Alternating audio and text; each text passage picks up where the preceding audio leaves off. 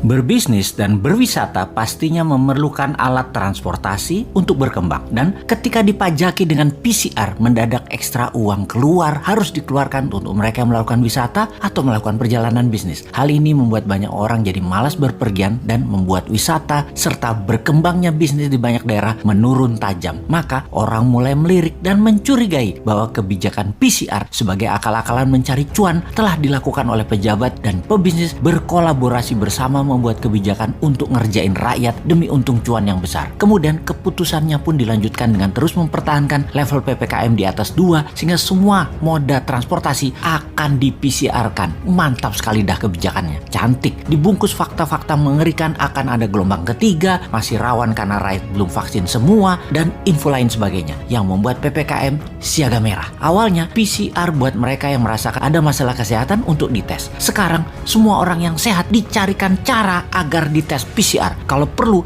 anak sekolah, penumpang ojek, naik bus, naik angkot, bajai semua harus menunjukkan hasil tes PCR. PCR menjadi kewajiban seperti vaksin. Vaksin gratis oleh pemerintah, tapi PCR bayar. Bayar ke swasta yang isinya adalah perusahaan milik pejabat berkuasa yang serba bisa tersebut. Sehingga kesimpulannya adalah it's not about pandemic, it's about demand and supply. Pertama-tama kita ucapkan terima kasih kepada majalah Tempo yang secara khusus menulis artikel Kongsi Pencari Rezeki. Sejumlah laboratorium tes PCR milik politikus dan konglomerat meraup untung saat pandemi COVID-19.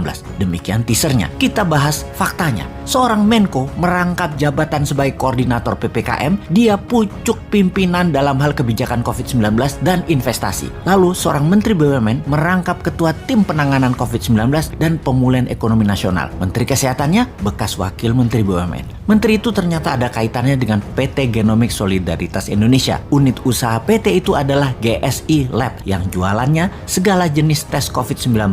PCR swab, same days, swab antigen, PCR kumur, dan lain sebagainya. Dalam situs resminya, GSI Lab mengklaim memiliki 1.000 lebih klien korporat, melaksanakan 700.000 lebih tes, menyalurkan 5.000 tes gratis, dan donasi total 4,4 miliar. Poin penting, dia yang membuat kebijakan sebagai pemerintah, dia juga yang jualan barangnya. Kita bedah lebih dalam, siapa pemilik PT Genomics Solidaritas Indonesia yang dibuat April 2020, sebulan setelah kasus COVID-19 pertama di Indonesia. Komposisi pemegang sahamnya adalah Yayasan Indika untuk Indonesia, Yayasan Adaro Bangun Negeri, Yayasan North Star Bakti Persada, PT Toba Bumi Energi, PT Toba Sejahtera, PT Kartika Bina Medika Tama. PT Toba Bumi Energi dan PT Toba Sejahtera adalah entitas anak PT TBS Energi Utama Tbk atau Toba. Opung pernah mengakui katanya dia memiliki sedikit saham di situ. Pastinya dia adalah pendiri grup tersebut. Kita tidak usah merinci lebih dalam lagi dari nama-nama tersebut siapa saja mereka. Silahkan cari sendiri siapa pemiliknya. Toh nama-nama itu adalah nama-nama terkenal semua.